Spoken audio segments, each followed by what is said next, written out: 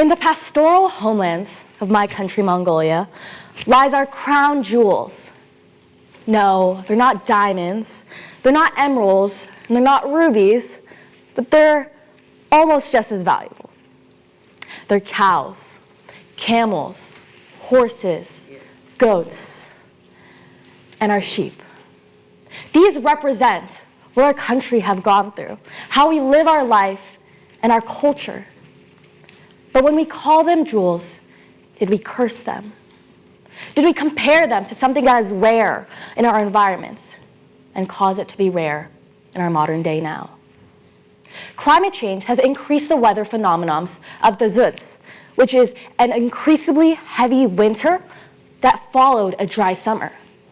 Our animals didn't have the time to fatten up and get ready for winter. No, they were starved. And so once that winter comes, once one night that is increasingly cold comes, this herder can wake up and find 100% of its herd dead.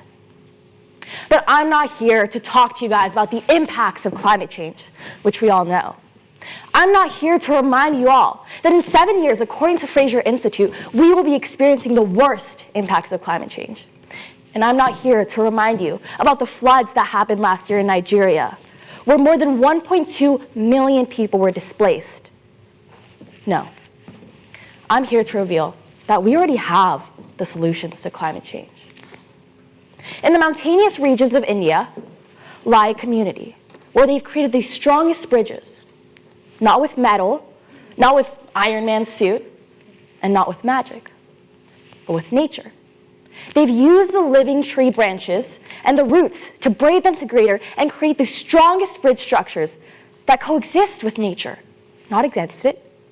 In the city of Kolkata lie 300 fish ponds that naturally filter the water, but not just to filter the water, but to create agricultural lands to grow food and support a thriving city of more than 50,000 individuals. And in the UK, we've innovated to create tidal energy pods that create energy from the waters that we already have. But this isn't new either. We've seen evidence that this existed since the year 700. So when we look to our past, not the future, we've already had the solutions to climate change. So why haven't we implemented them? According to the International Relations Educational Institution, they've defined international relations as cooperating with different nations, working together to support each other and pool resources. So we've seen these in climate conferences, such as COP27, which happened last year. But did any change occur? Or did some of the country's biggest polluters, like the US, go to these countries in Africa and say that you're lucky to even consider climate reparations, to consider that we will give you guys money for the damages that we've caused in your country, and have that on the agenda? Does that mean we're going to create change? Does that mean the action will go through? Or are you simply lucky that we will speak about it? The governments haven't been helping us with our international crises. Our representatives haven't been helping us when we already have the solutions right in front of us, right in the past.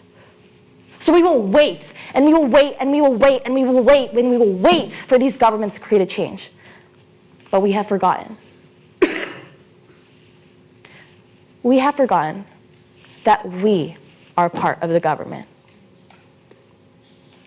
As we can see, there are 3 actions as part of the government we can engage in to increase our voices, to increase our purpose, and to help save our environments.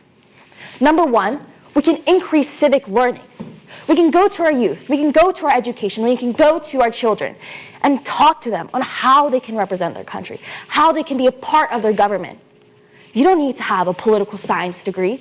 You don't need to be this incredibly accomplished person. No. You need to be human. So when we look to our children, when we look to our youth, we need to show them that they can help us, not through being incredibly accomplished, but by caring about our environment.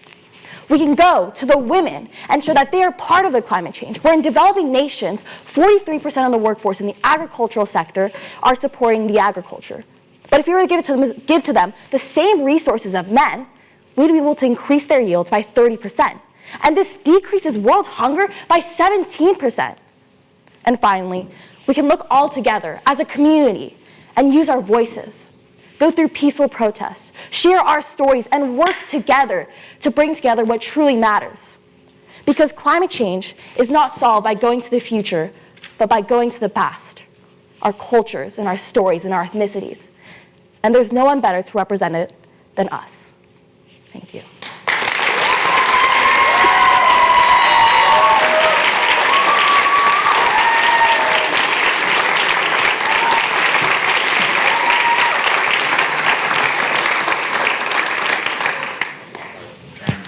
For the ultimate time, I open the floor to the audience for any questions.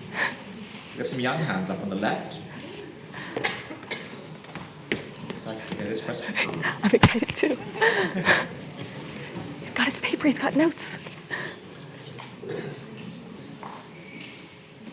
As a young person in London, what can we do to help climate change?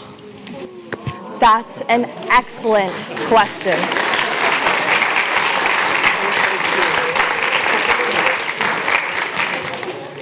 As we all have young people and older people, we can all take a part. But you look just as young. We can all take a part in first recognizing the privilege that comes with living in the UK. We don't necessarily experience the floods and the crises that other people in other countries are going from, but we can educate ourselves from it. We can create and reduce the distance between the impacts that other countries are facing to learn and be inspired by it. To talk to your friends and say, what can we do to reduce the energy we use today?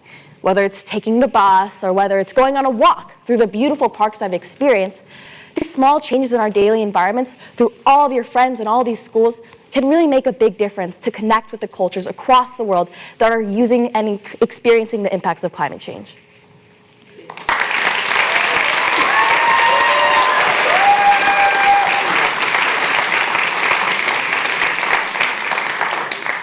Are there any further questions? Yes, perhaps here. Yeah, another young person.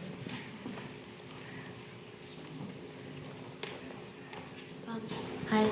Do you think that we should focus on helping the climate in our country and our cities, like our environment locally, well, relatively locally, or do you think we should focus on it globally?